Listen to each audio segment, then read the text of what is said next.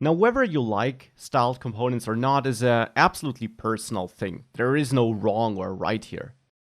Now, when it comes to me, personally, I prefer CSS in CSS files. I like the separation of CSS and JavaScript.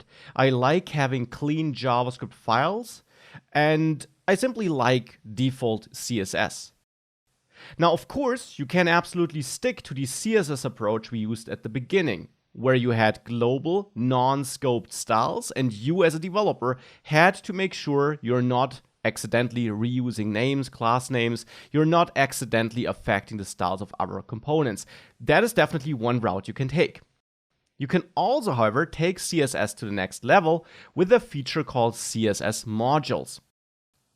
CSS modules is a feature which is only available in projects that are configured to support it because it needs a code transformation that needs to be done before your code runs in the browser. Now, the good thing is the React projects created with Create React App, which we used, are already configured to support CSS modules. This is actually an excerpt from the official Create React App docs, where you learn how you can utilize CSS modules. And it's super simple to utilize CSS modules. So let me show you how it works. And let's start with the good old button again.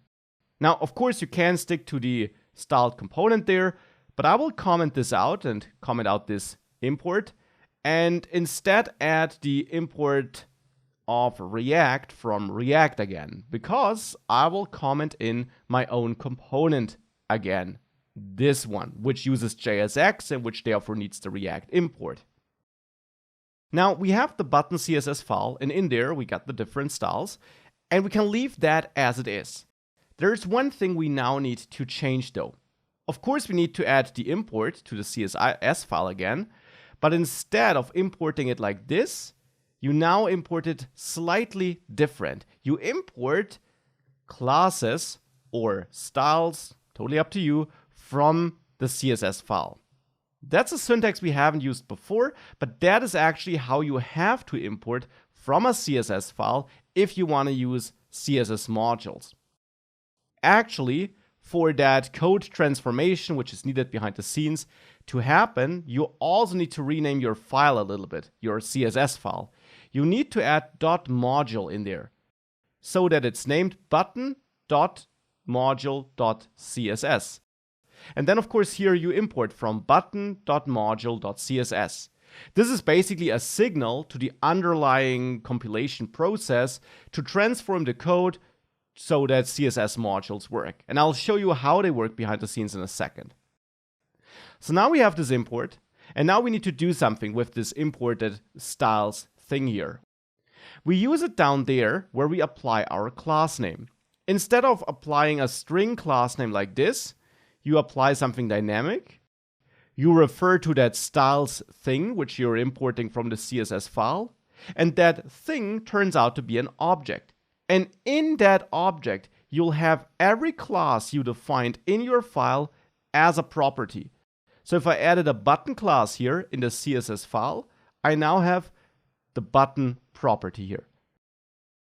And that's all we need to do. This will apply this button class in a special way to this button element here. Let's see it in action. Let's save this and go back to our application. And we see the button looks the way it looked before. Now we see something interesting if we inspect this here in the DevTools. On the button, you see a very strange class. This is not the same class as added by styled components. Those classes looked like this here on the div.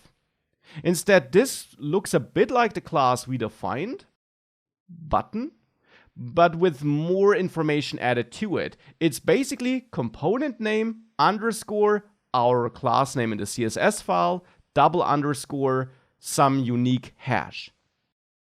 What CSS modules does, or what this concept of CSS modules does, what the build process does under the hood, is it takes those CSS classes in the CSS file and basically changes those class names to be unique. That's the core thing it does. For every component, it changes the class names of the classes you're importing here, so of the CSS file you're importing, to be unique. So if you import from the CSS file here in the button component, it will create unique classes, unique versions of all those styles and classes here for this component. And for that, it generates brand new class names that look like this. Inside of these class names, your styles will be. So it will just keep your styles. It will not touch those, but wrapped into this new class name. You can see this if you expand the head section here in the rendered DOM. There you will see a bunch of style tags. And if we now search for the one here it is for the button, we see that's this newly generated class name. Here we have our button styles, and that newly generated class name is also used on the focus style, on the hover, and on the active style. And with that, this CSS modules concept ensures that the CSS styles we set up in a CSS file are scoped to the component we import this file into. For that, we need to work with CSS classes here, because we then access those classes as properties on the imported styles object. This is how we basically make the connection between these dynamically generated class names, which we as a developer don't know in advance, and our components here. And that's also what you see here in the official docs. That's in the end all that's to it. This is how you can use CSS modules. And for me, that's actually the best of both worlds. We have our styles set up in CSS files, but they're still scoped to the components where we use them. So in the next module, let's also port the course input back to use the CSS file. And then I will also show you how to use media queries with CSS modules.